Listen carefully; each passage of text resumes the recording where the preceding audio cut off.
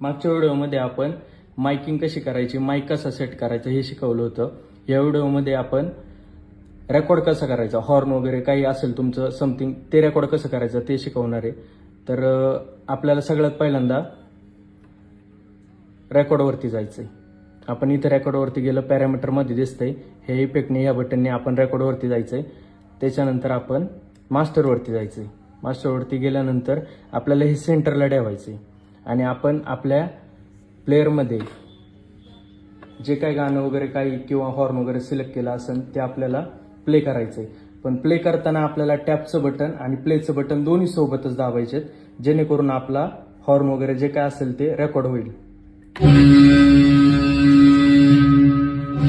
आणि सगळ्यात महत्त्वाचं म्हणजे आपलं रेकॉर्डिंग तसंच चालू ठेवायचं. आपल्याला चालू असतानाच लोपवरती यायचंय. लोपवरती आल्यानंतर आपल्याला बंद करायचंय. प्लेचं पॉजचं बटन दाबून बंद करायचंय. बंद केल्यानंतर आपण आपला हॉर्न रेकॉर्ड झालेला आहे. हा लोप झाला, त्याच्यानंतर हा सिंगल. आणि सगळ्यात महत्वाचं आपला मिक्सर जेवढ्या डीबीला उचललेला असेल तेवढ्याच डीबीला आपण या बटनावरती ऍडजस्ट करायचे जेणेकरून आपलं कुठल्याही प्रकारचं मटेरियल डॅमेज होणार नाही. आपण जर एवढं ठेवलं तर एवढा आवाज येणार आहे आणि आपण वाढवलं जास्त ठेवलं तर जास्त आवाज येणार आहे.